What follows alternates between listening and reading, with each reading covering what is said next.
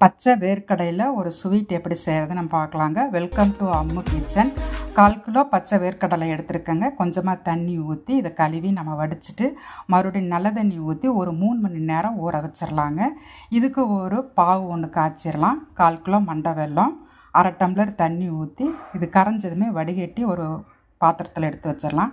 இப்போ இது 3 மணி நேரம் ஆயிடுச்சுங்க. நல்லா ஊறி வந்துருச்சு. தண்ணி வடிச்சிட்டு ஒரு மிக்ஸி ஜாருக்கு மாற்றிட்டு 3/4 டம்ளர் பால் ஊற்றி நைஸாக அரைச்சி எடுத்துகிட்டு வந்துடலாம்.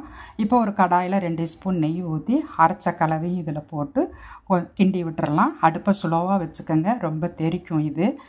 இப்போ கொஞ்சம் தண்ணி வற்றினதுமே நம்ம காய்ச்சின பாவையும் இதில் ஊற்றிட்டு அடுப்பை ஸ்லோவாக வச்சு இது நல்லா கிளறி கொடுக்கலாங்க. ஈரத்தன்மை போன பிறகும் 1/2 மூடி தேங்காய், 2 ஸ்பூன் நெய், இது நல்லா எண்ணெய் பிரிஞ்சு வர வரைக்கும் நல்லா கிளறி கொடுக்கலாங்க. நமக்கு அந்த நெய் தன்மை ஃபுல்லாக எல்லா பக்கம் கசிஞ்சு வரும். அப்போ நம்ம முந்திரி பருப்பு சீவி போட்டுடலாம். 1/2 ஸ்பூன் ஏலக்காய் தூள். நான் முந்திரி பருப்பு சீவி போட்டிருக்கிறேங்க. நீங்கள் 2ஆக கட் பண்ணி போட்டாலும் ரொம்ப சூப்பராக இருக்கும்.